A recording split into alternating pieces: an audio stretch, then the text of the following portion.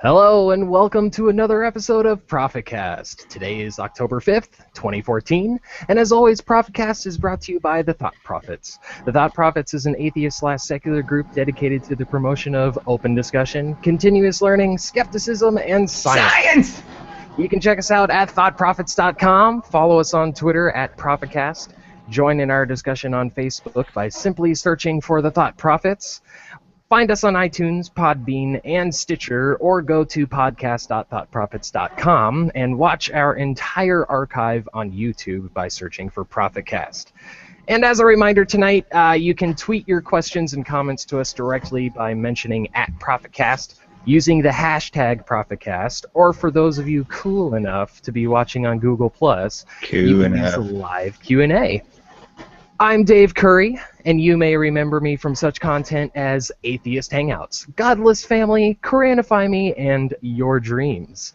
You may also remember or recognize my partner in crime from such documentaries as How to Be Incredibly Ridiculously Good-Looking, a step-by-step guide, and Why I'm So Awesome, the Steve Hayes story.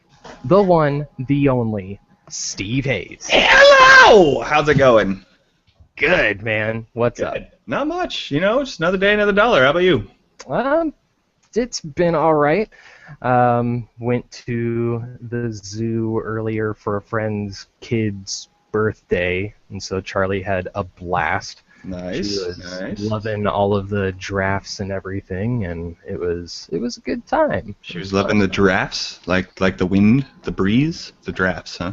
No, the giraffes. The giraffes, gotcha. The ones with the long necks. Ah, yeah. Giraffes, yes. They were like her favorite animal there. She was freaking out the whole time. Do they say moo? No, well, yeah. Yes, they do. That's what I thought. Yes, they do say moo. They do say moo. So how are you? How have you been? I've been pretty good. Not bad. You know, just hanging in there. Had a pretty good weekend. Today was pretty fun. Got to just chill with the kids and... You know, it was pretty good. It was sunny, so I couldn't complain too much. Right. Yeah. You know, just been working it. Let me work it. Put my thing down, flip it, and reverse it. Yeah, you know. No. You know. No, I was on Atheist Hangouts Thursday. David Gamma Atheist Viviano and I, we had just a little chat about all sorts of fun, exciting things. Yeah, how was that? I wanted to ask you about your experience, because I was watching it when I was in school. I had it up on my computer in the lab that I was working in, and so that was kind of fun. Oh, I was going to say, thanks for not watching. As in, like, how was it? As in, like, how was my experience? No, it was good. It was fun. I love talking with David. It's a lot nicer now that I'm not, like... We're more on a, like, you know, first name basis kind of thing. Because I remember when kind of first talking with people, you know, there's always that nervousness, right? There's always that, right. You know. So what am I going to say? Right, exactly. You're like, oh, you know, are they going to like me? Or something like that, I guess. But, you know, it was nice to just be able to just kind of, you know, let it all hang out with David.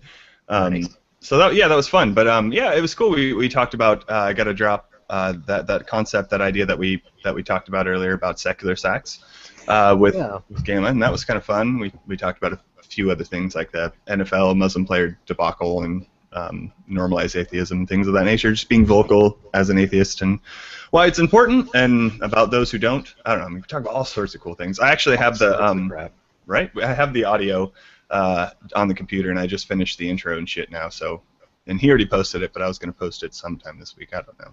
Yeah, we're gonna put that episode up on our iTunes, Podbean, the podcast.thoughtprophets.com, so that you can listen to it, or you can go watch it at Gamma's channel and his webpage. But I thought that he was making a really good point on the content of the secular sects that he was talking about, because he was saying something about how we don't, or it. What did he say? What? Something about what about the wiping ass? Right, wiping our information. Wiping, on their ass. Yeah, exactly. Wiping our information on their ass. That's exactly right. Yeah. No, I think I agree completely. Like, you know, thinking it over and listening to it again, I think it's an absolutely great idea. I definitely feel a little strange still about the whole, like, You know, like let's like push our, you know, like podcast kind of thing, or because I don't know, you know, we just did this stuff. You know, we were just originally doing this for ourselves, and it's, you know, it's clearly a little more than that. There's a lot of people who really like our stuff, and I don't want to say depend on us, but I know of at least one guy who depends on us, Mr. Boomstick, and right. So, yeah. So I don't know. It's an interesting idea. Something, you know, we've thought about, and we talk about later. But yeah, anyways, I mean, but yeah, I like that idea of not putting that stuff in the bag and actually just having a booth, and then other people can see it with just like a sign, and you know, people can talk about it and come talk to us or whatever. You know, I think that's a much better idea. I mean, I do think that setting up a booth would be a good idea, or at least a means of really kind of putting the message that you were trying to achieve with adding all of that literature and stuff. Exactly. Because, yeah, I mean, you know, when he mentioned that, I did think about it for a minute. And it was like, yeah, these people, if they're really in need of, you know, like a blanket or a toothbrush or fucking toilet paper, you know, they're going to be more interested in the fact that they are getting that stuff. They're not going to care about, you know, shit that's actually in it. Which kind of also, you know, leads to, you know, the religious groups that are doing the same concept, where it's like, you know, are they really going to be that interested in like the Bible that you put in there, or the pamphlet that you put in there? But yeah, let alone the sermon that they've got to sit through in order to get the bag in the first place. Don't forget that part. Yeah, don't forget that. Yeah, you know. So, you know, yeah, that was really fun. Yeah, and I think you definitely make some great points. And I'm always, and again, I'm definitely open to more feedback. So if anybody has any ideas, hit me up at steve@thoughtprophets.com, or you can email prophetcast@thoughtprophets.com, works also. Or hit me up on Twitter @SteveHayes, or @Prophetcast, or @ThoughtProphets. Serious. Right? So many of them. So anyways, I mentioned something that we were going to talk about anyways. There's anyways twice. That was horrible. Yeah, sorry, derailed the conversation back to the previous talking point. Right? Exactly. Sorry, I was talking about, you know, it was a time in which I was involved in the conversation. It was recorded, so it's fine. We can talk more about me. No, but we talked about normalized atheism, and that's a new hashtag that's been going, that started trending, I think, on Thursday, actually. I think it was the first day it started.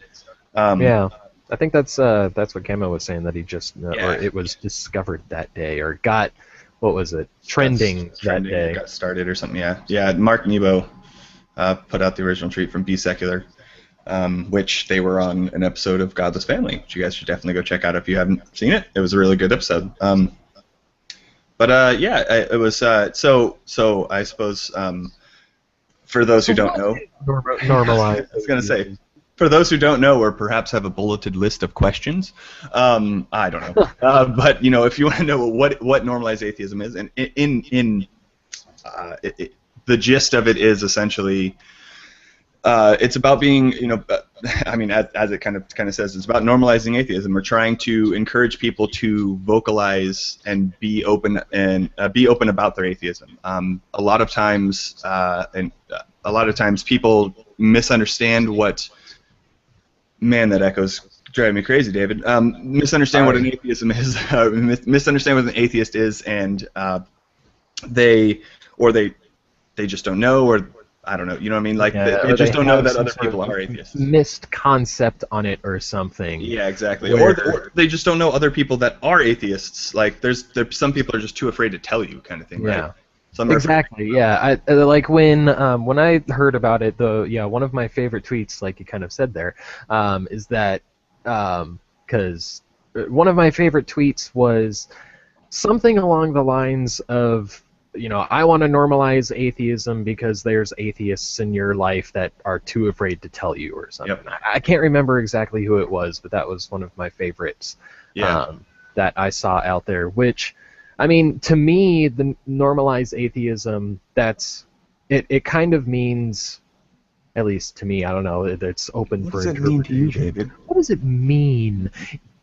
It kind of means it's not about necessarily being, you know, militant, quote unquote, or, you know, like necessarily outspoken in the way that we are. Would you say fundamentalist atheist? No, I would not say that. Being an activist in the way, but openly, making it known that you are an atheist. Right. That if you don't believe in a God's deity, higher power, that makes you an atheist, and you don't have to be an activist, you don't have to be quote unquote militant, but just being out, just saying that you are an atheist and making it known to the people around you. That way, it can actually be exposed. Sorry, my daughter just walked in the room. Night night. Good night. Yeah, that would actually, like you're saying, kind of be exposed. Right? Yeah, that way they can be exposed, and we can try to get away from this stigma of all atheists being, outspoken activists, and we're all just assholes, or right. We're privileged white people, privileged old white men, especially. Right. And just normalizing it to where normal people can be viewed as atheists. Yeah, I know when I came out and said that I was an atheist, I imagine you experienced something similar, but people sometimes they're really shocked. I talk to a lot of people on the train that I go on to work in Seattle and things, and when I bust that atheist word out, a lot of people sometimes they have a look of terror, of just like sheer fear, like, oh my, like they just don't know right. what I'm gonna do next, kind of thing. Like you just told them that you murdered someone, you have their body in your trunk. Exactly, and there's some people that haven't experienced that, and that's fine. But as someone who has, to see that look on someone who you don't have, like, even if they say Christian, Muslim, Hindu, it doesn't matter, whatever religion they want to tell me, I would never look at someone like that. But you know what I mean? To actually have that to experience that and see that kind of look, it's really right. It's really like sad to just kind of see that, and yeah, I don't know. I know that that's kind of why I tweeted some stuff out about it, and definitely want other people to either think about it or talk about it with someone they feel comfortable with. Just try to be more vocal about your atheism. Exactly, and you actually you pasted in here your awesome tweet that is just getting so much publicity, yo.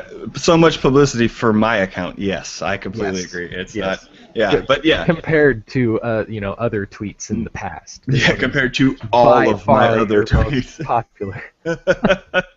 Yeah. So I said one of the things, or this one tweet that I said, which you can find in my timeline somewhere. I said hashtag normalize atheism because, quote, how can I help, end quote, is what I want my children and other people to ask rather than say, quote, I'll pray for you, end quote. Bam. I think that's in my opinion, I've just felt like that was a great way to kind of sum it up, is that, so many people just kind of push off responsibility and neglect, or feel like they're doing something or have done something, or feel like, that they've made a difference in someone's life by praying about them, and it's really sad because I want people to, instead of think that this magical sky daddy is going to do something for this other person, instead want to do something for that other person. Exactly. I just think that that's going to make a better world, better communities, better. I mean, just I don't know. I mean, like to share a little. I completely agree, and to share a little personal experience that I had with that. Recently, over the summer, there were a lot of fires in eastern Washington, and I have a acquaintance whose family lives over there, and was in the line of, there was this big forest fire. The line of fire? Yeah, exactly. Their home was in the line of fire or whatever, and they put out, of course, the Facebook prayer blast, where it's like, oh man, there's this horrible shit that's going on. Please pray for my family that they're able, that their house is still there, and things like this. And everybody that was commenting on it, of course, was saying, oh, you're in our thoughts and prayers, and oh, sending prayers, praise Jesus, and sending prayers, 2 prayers, you're going your way. I don't normally put a lot of my atheism on my Facebook, but I try to hint at it sometimes, and my comment was, that's really terrible. I really hope that their house doesn't get burned down. It's really horrible when something like that happens. Good thing I know someone who is a firefighter that is over there right now helping to prevent these houses from being destroyed. Exactly. Unlike your invisible magical sky daddy who's not there doing anything. If anything, according to your book, has caused this. Right. It's like, good thing that there's actually people over there who are fighting that fire and preventing this shit from happening instead of just sitting back on the other side of the mountains, sending prayers, doing nothing. Yeah, pretending like that actually did something, or they've helped, and actually feeling like they've helped. Yeah.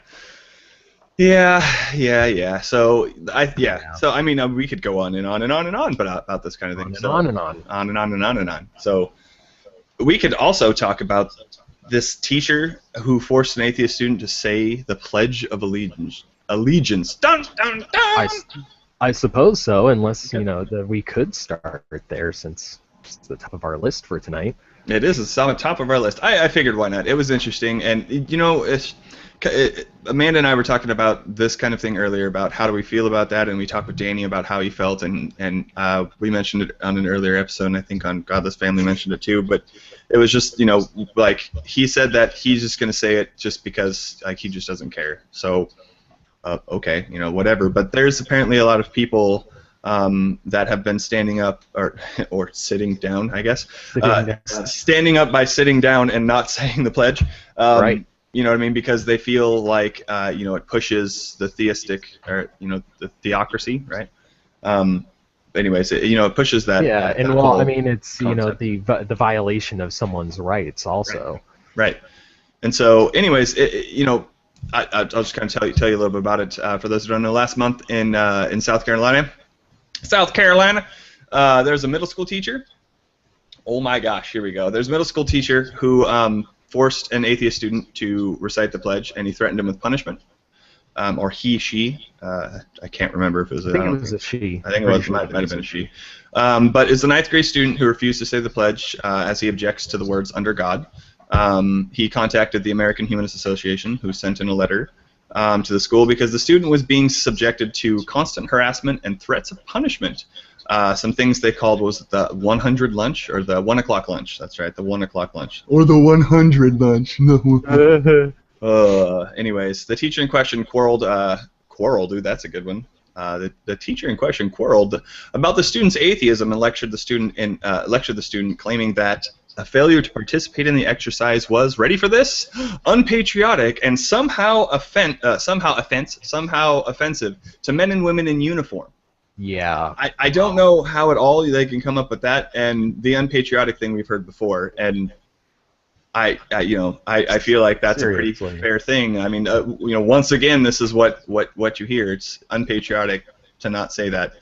Anyways. Right. It's unpatriotic to be American and not believe in the Christian God. Of course, because it's been under God's been on our Constitution since we first started, right, David? I'll tell you. No, don't you answer that. Yeah, I'll tell you that in just a second. But anyways, the Supreme Court has constantly ruled that compelling people to recite the Pledge of Allegiance violates the First Amendment. Forcing anyone to recite the pledge encroaches on the individual's freedom of religion and speech. Damn right. So that's awesome. Like, I didn't actually know that for a long time. I know, at least in school, I didn't know that I could not say it. I knew that I could. There were people who told me that I could just not say under God. Right. But no one told me to just not sit down. Or that I could just sit down, or I could just not say it at all, kind of thing. I remember, I was never told that, you're allowed to not say under God. I was always told that you're allowed to not stand. Like, you don't have to stand and do the Pledge of Allegiance. Right, and I didn't really start not standing until I got into, like, maybe my junior year of high school. It's when you had the long hair, brah. Yeah, man, almost down time to my to rebel, shoulders. brah. Oh, I still want to try and grow it back, but I don't think I can take that awkward period between, the ears and the shoulders. Oh, that's not what you meant. But I always remembered, like, even before that, I would actually flub it a little bit, where it was one nation under God, indivisible, with liberty and some justice for all. So Never got caught for it. You'd flip the part that really isn't all that like under scrutiny, if you will, David. That's great. Well, I was really way to rebel. down with the man, fuck the police Right. back in the day, where the privileged people got all of the justice and, us, 99%. I would have totally fit into the Occupy movement if that happened back when, like I was in high school and junior high. Yeah, but there was no room. They were full. I know. Yeah. They were fully occupied. occupied.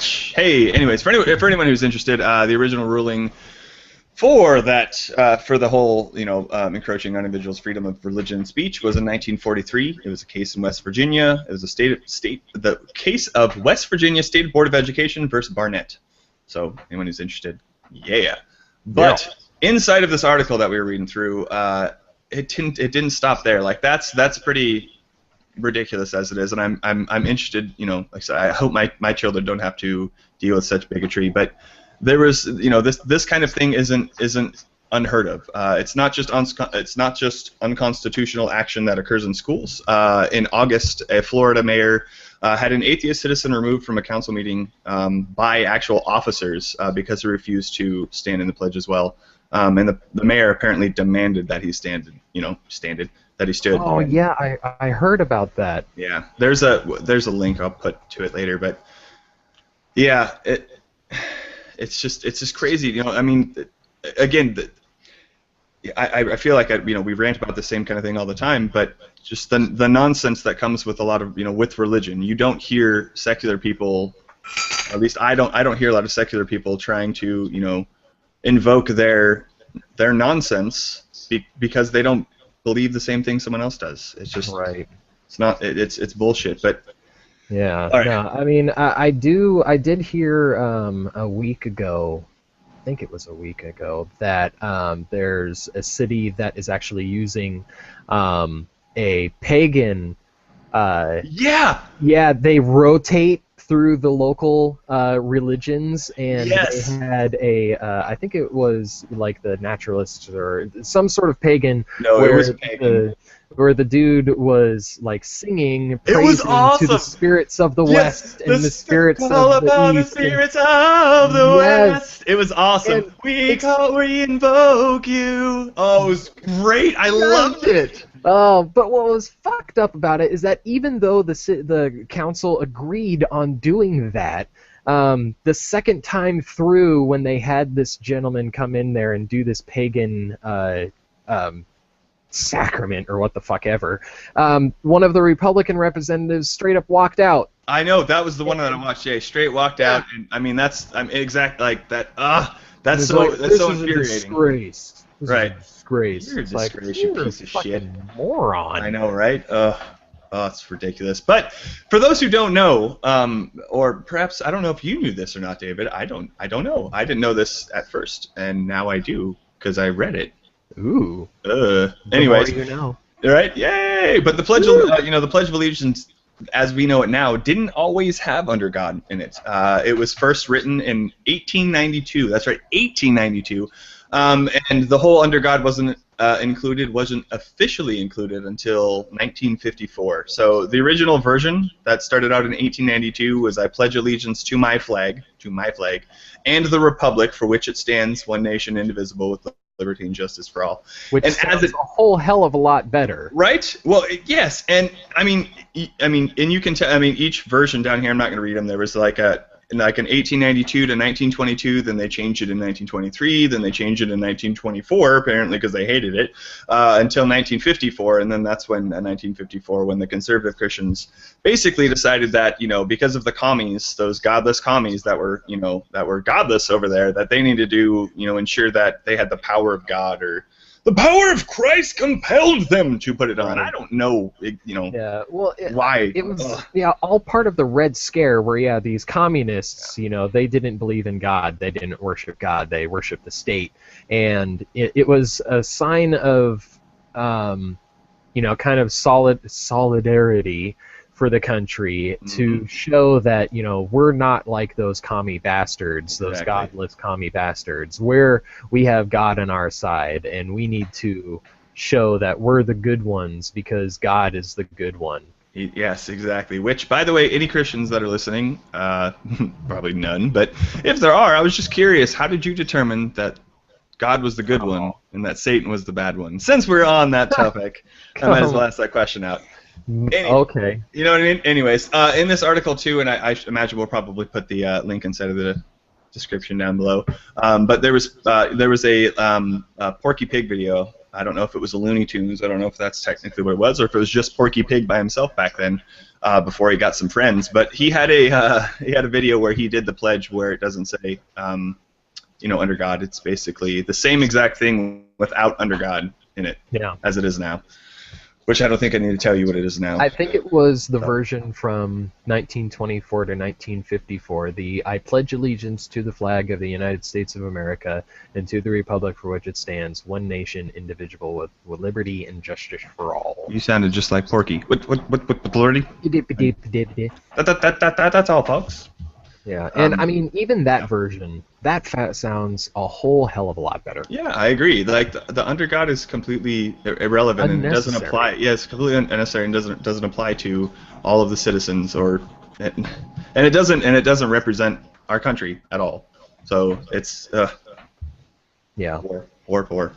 Anyways, ridiculous. Yeah, it's really silly. Anyway, so I thought that was kind of fun, and I know that there's me included prior to really looking into how religion infects everything.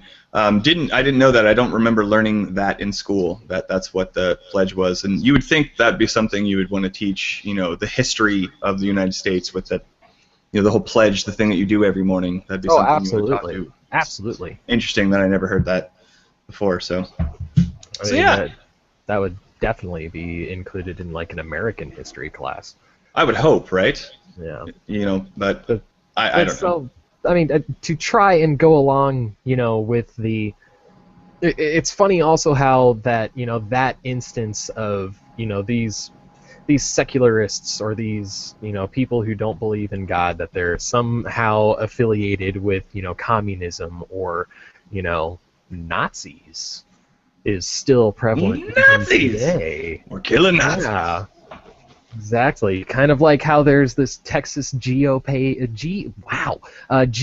lawmaker who is recently Texas GOP lawmaker. Yeah, who thinks that secularism is like Nazis putting a bullet through the throat of Jews. How interesting is that? Right? We're talking about Senator Charles Perry, right? Indeed we are. We are.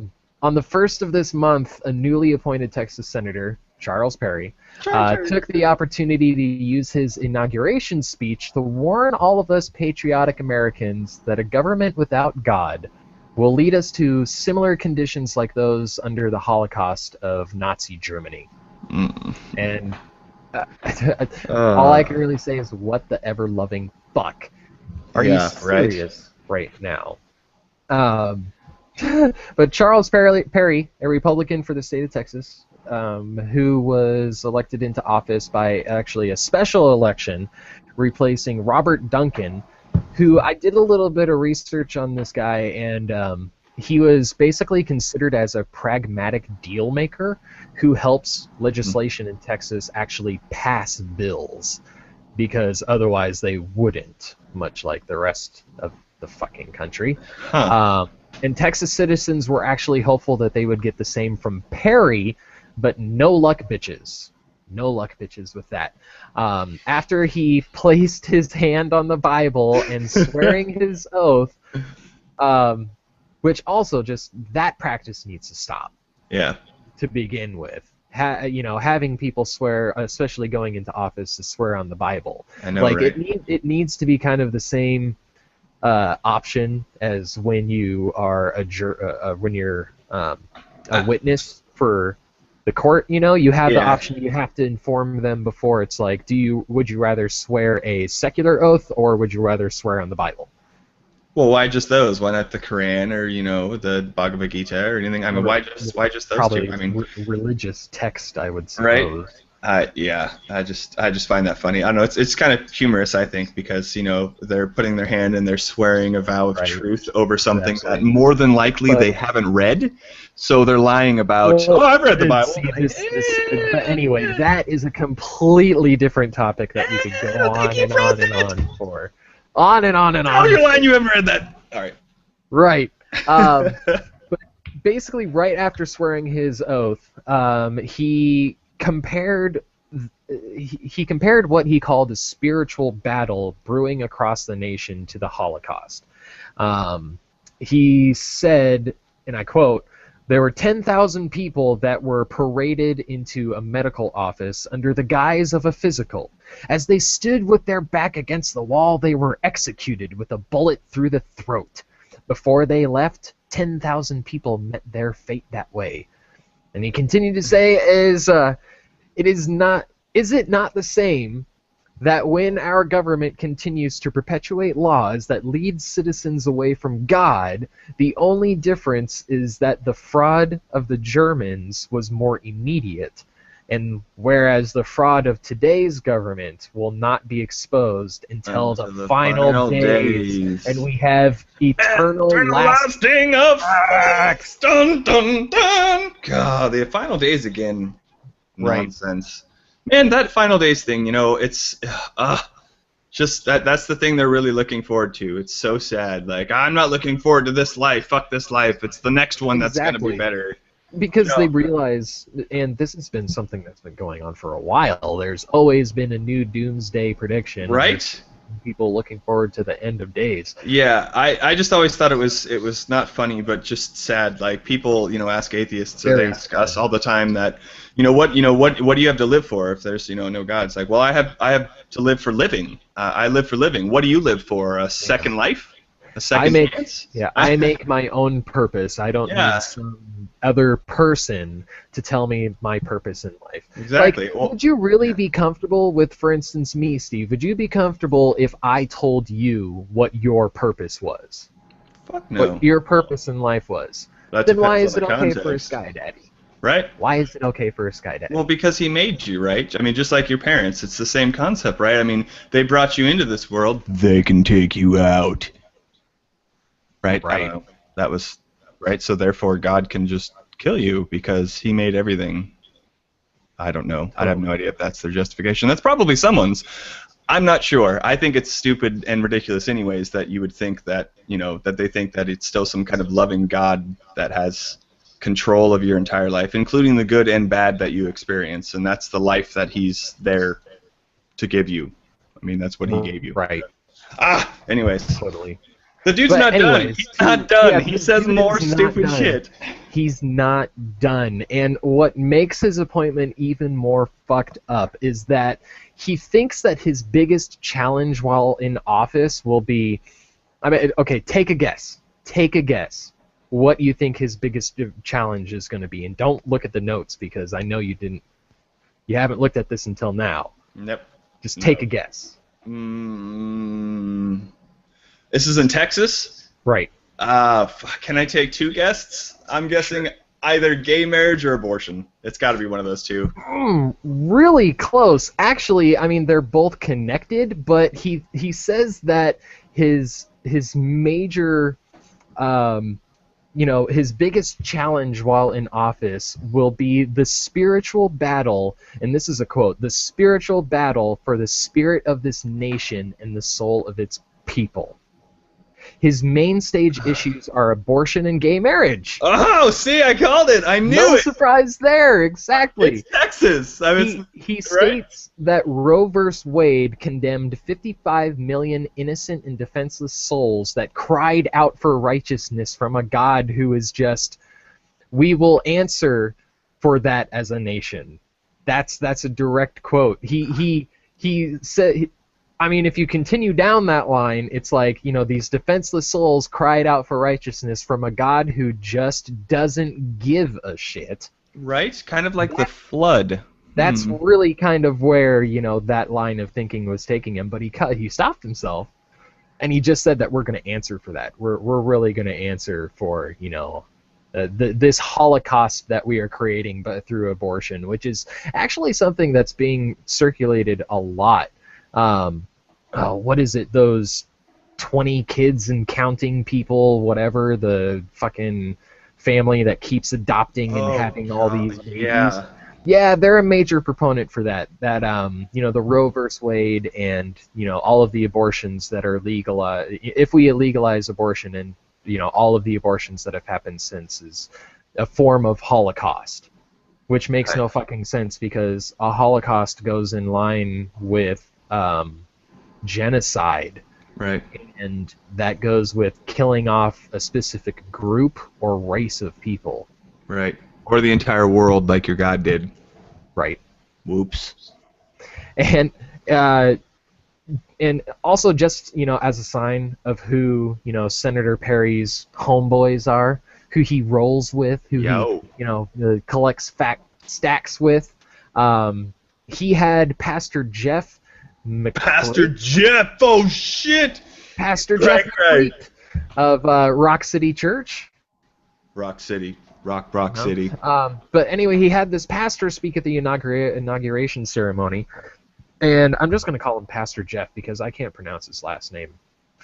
Fucking whatever. Just call him Jeff from Rock City. Rock City. Pastor Jeff from Rock City, yo. He said that Jeffy. The 41-year-old Holocaust called abortion made Hitler look like a humanitarian. Yeah. How do these people get in? He's a senator, or he's in the Senate, right? Texas State Senator. Yeah, Texas State Senator. Oh, yes. God.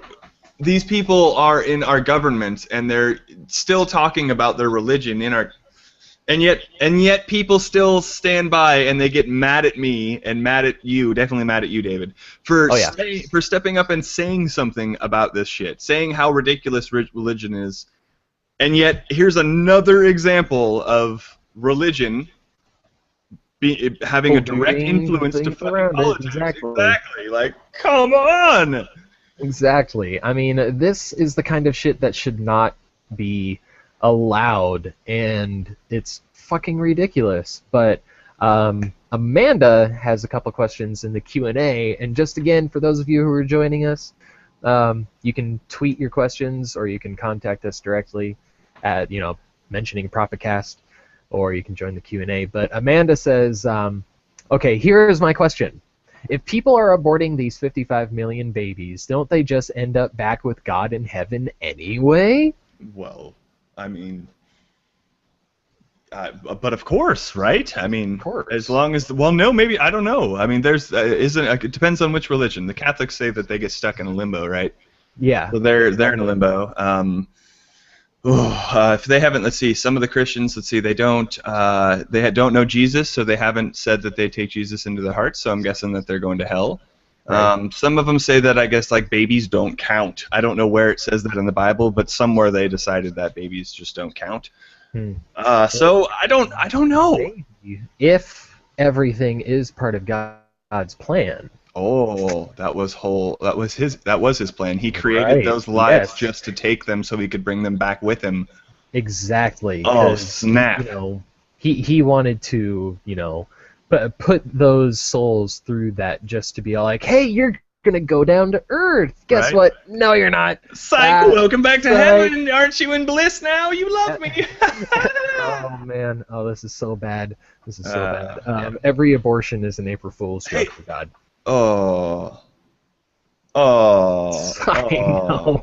That is so bad. Where the hell was that from? Was that from your notes? I have a different set of notes. No, I'm opening this. I think that it may be from this new cider that I'm trying tonight, by the way. Dear God. For those watching, I am trying a new cider. It's Johnny Appleseed. Pretty delicious and pretty amazing. Another question here to go from Amanda, to go from what she was also saying, is, so I mean, if essentially this life is nothing more than practice, what are these fetuses really missing out on by skipping it and going straight there? Side question, do people take care of babies in heaven?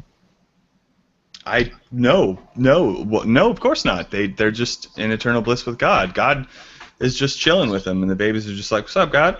And God's like, "What's up, baby?" I doubt they have names. I mean, if they haven't made it through the process, right? Just about. Maybe. Oh man, maybe cherubs are. Oh, see that makes it a little bit more like fun or better or happier. Surely our viewers think that we're not horrible, evil people because there's cherubs now. I'm sorry. I know. Oh yes, Amanda, we do. Fucking terrible. We have doomed these fetuses to hell. We have dun dun. Yeah. Oh yes. So terrible. It is. That was. I can't believe you just took us there, David. That is. Just... I know. I did. Was there a line that we crossed? I don't see lines. I don't know. All I know is that you're hosting, so clearly you led us there. I did. I know. Mm-hmm. I mean, we could almost talk about get into more of the SCOTUS shit, or we could get into a recurring segment that we're going to be doing now. I was going to say either that, or we could even talk about more about children, because we've got. I mean, that really segues into any of the three. So really, I mean, since we have already gone there, and this story really does just kind of speak for itself, and I don't really want to spend too much time talking on this one. We could talk more about the Catholic Church and their opinion on children. Well, I mean, this is just another example of how fucked up the Catholic Church is, and there's still people who stand by and support this organization. It's mind blowing that people still stand by and call themselves Catholic and say that they support the Catholic organization. Come on, I mean. It's fucking ridiculous. But I'm just going to basically read through this real quick. You can make whatever comments you want. But I will. I'm ready. Last month, this was the title. An arrested Catholic archbishop's computer contained over 100,000 images of children.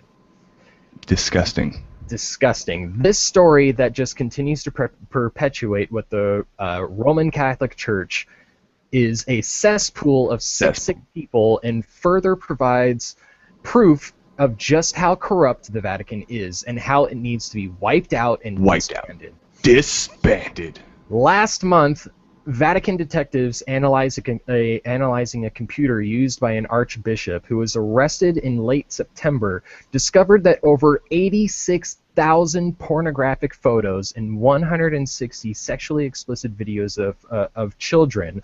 And also, according to investigators, there were another 45,000 pictures that have been deleted. There was some good news, though. Apparently, he had an Alienware, and it was a pretty nice machine. Sure. But, just for the technical aspect of, some of you may be sitting there asking just how do they know that there were all of these, other 45,000 pictures that were on there? It's science. Well, as a computer repair specialist, right. We know. Exactly, because when you delete something, it doesn't just go away. On a standard hard disk hard drive, it basically gets allocated to additional information, so that additional information can be written over it. Marked for deletion. Exactly. It basically just gets put into a place where you're no longer able to access it, and it waits to be overwritten. Like Limbo! Right! And basically, if you have the right tools, you can recover that information easily. And our government and most of the police forces out there have those tools. I have them too. Right, you can download it online. Fucking A. But this archbishop is the former Archbishop Józef Wesolowski. Oh. 66 years old. He watching you, Wesolowski. Arrested on. Always watching Wazowski. He was arrested on charges that he may have paid to have sex with minors when he was a papal ambassador in the Dominican Republic from 2008 to 2012. The former archbishop was recalled to Rome by the Vatican last year while still a diplomat in Santo Domingo, and was relieved of his duties following accusations from Dominican media that he was paying for underage sex partners. Relieved? Really? Yeah, he was relieved of his duties, which brought on the investigation and had them investigate his computer, and then they found all this evidence.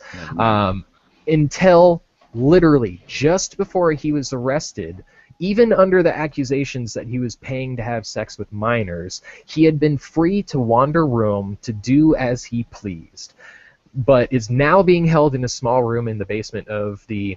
Okay, I'm going to brutally butcher this name. Do it. Collegio de Penitenziari. Right. Which this building hosts the Vatican's court and military police. Building? And this fuck is the first Vatican official to be arrested within the city-state on charges of pedophilia.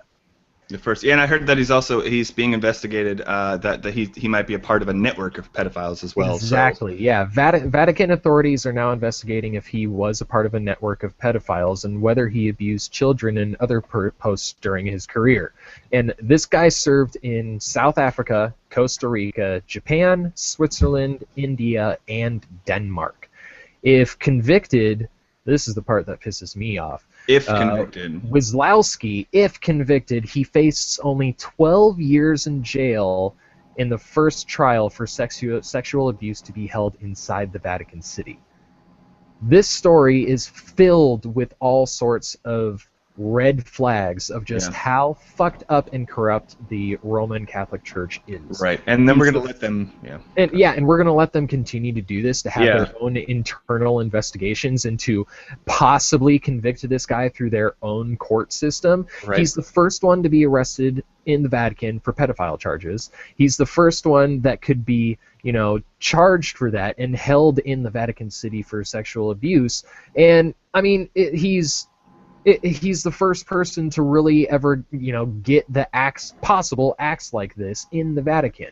It's fucking ridiculous that we know that there's corruption. We know that there were people who were, shuffling around all these pedophile priests in these different countries.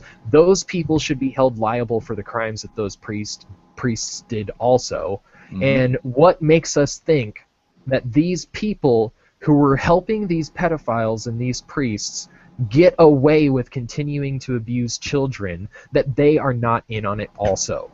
Right. Right. The fact is, we don't know who's in on it exactly, and we should have a third party investigating it, not someone that has a dog in the fight. It's just fucking bullshit and ridiculous. Yeah. It's stupid. It is. It's stupid, and exactly like you said, I feel like we can. I know that's really all that I have to say. It's another fucking example of just how terrible the Roman Catholic Church really is. Exactly. And as much as I want to get to the Antonin Scalia, how he said that the Constitution permits the court to favor religion over non-religion, as much as I really want to get into that, I want you to talk about Brian Fisher. So let's talk about that bad boy. Let's talk about, what was it? Disjunction with Brian Fisher? Conjunction with Brian Fisher. Yes. Oh, like last episode, we were trying to come up with a segment, and I'm just going to talk more. Do it. I honestly haven't looked on this. It's completely new to me. I know. Because we were discussing possibly having shit Pat Robertson says, but Pat Robertson has on and off days. He's not always putting out good shit. Yeah, but he's been around for like 400 years, so he's got lots of things to pick from. Right. But Brian Fisher, fuck, this guy, he just dishes out gold every fucking time that he goes on the air. And, to bring back what has officially become a recurring segment, just, the ridicule gold, man. It's there, that he just puts it out there. It's just too much to waste. Brian Fisher wants us to ban Muslim immigration because we don't know who is carrying the decapitation virus. The decapitation virus. Oh, that's brilliant. Dateline. Yeah, Dateline. Monday, October 1st, 2014. Brian Fisher made some outrageous statements on his radio show stating that off the idea of us banning any immigration from nations where the Ebola virus is present, that this is one thing that is just fucking amazing. That includes the U.S. now. Yeah, he's saying that For the simple reason that we do not know who might be carrying the virus. We are not suspecting them of carrying the virus. We're not saying everybody from Liberia, everybody from Sierra Leone, everybody from New Guinea has the virus. We're not saying that at all. But we're saying is that we don't know, we can't tell who is carrying the virus and who isn't. And I did a little bit of research. No red flags in that at all. Oh, no, yeah, we can? We can tell. Do we pray? Say it's pray. It's called medical science, bro. Oh, fuck, I thought it was pray. Right, and in fact, many European countries screen passengers and immigrants coming from those countries that have the Ebola virus, and they can screen these people for diseases. I mean, we can do this. We can test to see who is infected with any disease. Not almost any disease. Well, almost. Whatever. The diseases that medical science knows that can be, identified now. But going from this to move into his broader, more bigoted policy towards Islamic countries, Fisher said that now we ought to be saying exactly the same thing about people who come from Muslim-majority countries because we have no way of knowing who might be carrying the decapitation virus. Are you we kidding simply me? don't know. And so we say to them, look, I'm sorry we can't let you into our country. I don't believe that you represent a threat of any kind, but we simply don't know. We have no way to tell. We've got no kind of scanning device that can identify whether the decapitation virus is in you, whether it's alive in you, whether it's going to erupt. Oh my god. Wait, what? Did that just go sexual from there? Where did that really? Oh yes, that sounded horrible at the end. Wow, that's what a fucking moron. I can't believe. Serious. I mean, it's finally religious ideas and certain beliefs that come from religion are considered a virus, but only if you're Muslim. Yes, Muslims only, because they're all the Muslims I know, at least all the Muslims. It's like you said, we're not saying all, but we're not saying it's aliens. But it's aliens. Yeah. So yeah, I mean I don't. I mean, it's just funny to sit here and think that he thinks, and there's obviously people out there that share his same views. Obviously, I mean, otherwise people wouldn't be watching his show or watching or listening to his show. But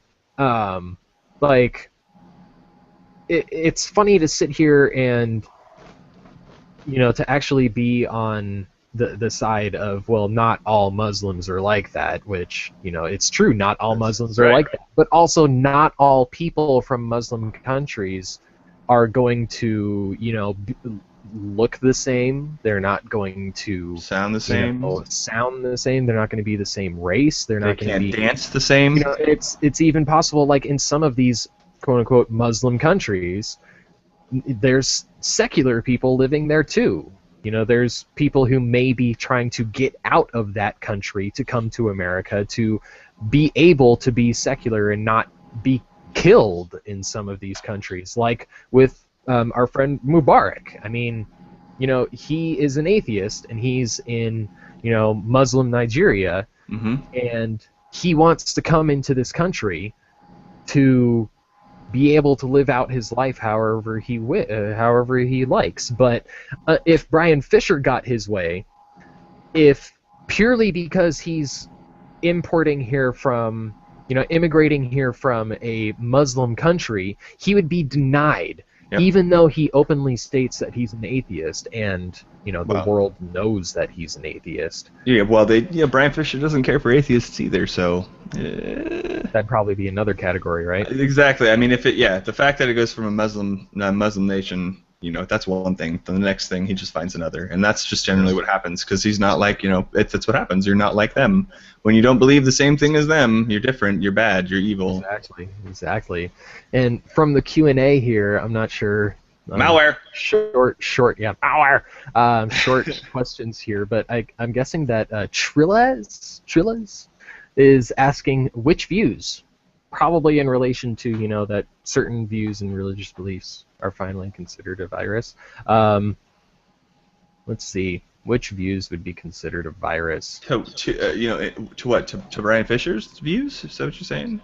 I don't know. I mean, because you can Well, I mean, I guess the infectious beliefs or the beliefs that sicken the world around it, like how gay people are abominations. Oh, you mean like that kind of thing? Yeah, I mean, just look at that kind of stuff. Like, yeah, exactly. Look at how gay people are treated. Look how women are treated. Look how, I mean, look how it tells you to teach or to treat the people around you. I mean, you know, everybody, the people that I talk with, a lot of Christians and many religious people that I talk with, always talk about the good in their book, and that's the only piece that they've read. They haven't read the other stuff where it tells, you know, like, you know, it tells you to stone unruly children, and it tells you to kill infidels, and it tells kill you people who wear mixed clothing. Exactly, or it tells you, you know, things like you deserve, you know, basically you deserve the torment that you're getting, and you know that you're an evil person, and if you don't accept, you know, exactly. Thought crimes, yeah. If you don't accept the idea of this thought person, crimes. yeah, yeah. I mean, it's funny you say that. Somebody asked me. I was a homie at work asked me that just the other day. He said like I was talking about. He was asking me some religious questions, and I brought up the Old Testament, and that's what he said. He was like, "Well, that's Old Testament. That Old Testament's a little rough. The New Testament's a lot nicer." And I was like, "No, I said arguably it's worse." And he was like, you know, taken back. He's like, "What do you mean?" I was like, "Well, how about thought crimes?" And he was like, he literally looked at me and he was like, "Huh." Huh, interesting. Yeah, it's like, introducing the concept of hell in the New Testament exactly. also. Yeah, they're hell, exactly. Yeah, exactly. So, anyways, yeah, I mean, what views? There's tons of them. I mean, like, you know, blasphemy. People were killed because and whatever blasphemy meant in the context in which it was written. But, you know, people, you know, oh, wow. I know. Yeah. Anyways, people were killed for saying bad things, for using the Lord's name in vain. Lord's name in vain. So, you know, there's lots of views. There's tons of them. Open a book. Right. Open the book. Open the Bible. Open the Quran. Read it and just take a look. There's lots of them in there. I don't know if he's trying to, like. Yeah, Amanda doesn't know what's going on either. I think she's malware. That's what malware. The system will be shut down within a week. See you later. I know the answer. That's what Trillis said. So, which is good because it's 10:27. Did you know that? To you. Right? It is. He knows the answer. It's 10:27. Yes. So. Yeah. So I guess we should be wrapping up. I guess we can hold off because on Supreme Justice Scalia talking about the nonsense and that we can try and save that. Did you have any pimpins that you want to do before I do the close? Always got pimpins. Yes, I definitely want to pimp Paul. Sorry, a whole bunch of. I want to pimp Paul because I'm going to be. I recorded a skit with Wesley from Atheist Nomads. So I'm pimp Wesley and Atheist Nomads and Paul. And I don't know exactly when it's going to come out, but I know it's going to be soonish. So definitely keep a lookout on Quranify Me for that kind of stuff. And other than that, I want to pimp David Viviano or Gamma Atheist. Thanks again for letting me, for pulling me on to your show and having me chat with you. It was fun. I very much enjoyed it. And lastly, and definitely not leastly, that's a word, leastly, I want to pimp Mrs. Amanda Hayes, my wife, from humanistmom.com, because she's going to be having a new blog post come out here soon. She asked for some ideas, and she's going to be posting something, and I'm excited for it. And she posts fantastic, exciting advice for basically for anybody who's a parent, and secular parent or religious. I don't think it really matters, but check her stuff out at humanistmom.com, and also check out godlessfamily.com. Yes, absolutely. GodlyFamilyResource.com. Check out God's Family. Some great resources coming out for secular families. They're awesome. So I don't really have any pimpins because... Of course you don't, because you're a hater. Took all of them. I know. I just, hater. I don't know. I'm not a hater. I'm a lover. I love on everybody, so I can't pick and choose. Otherwise, I would be talking for a half an hour about all of the awesome atheists and podcasts that are out there. That's fair. Sorry, I'm getting really distracted with Trillis's nonsense that he's just spilling out in here. Something about the government-controlled environment that has a number of bots being run to overthrow the positive revolution! Woo! Don't believe the nonsense and crap the propaganda feeds us, you see ya! I don't know what you see ya means, but I feel like that's something important. You see ya! You see ya! Yeah. Nah. That sounds, I don't know. Maybe, okay. Maybe Hit we us up end on the Twitter, show. bro. Hit us up on Twitter. Maybe we'll continue the seriously. conversation later.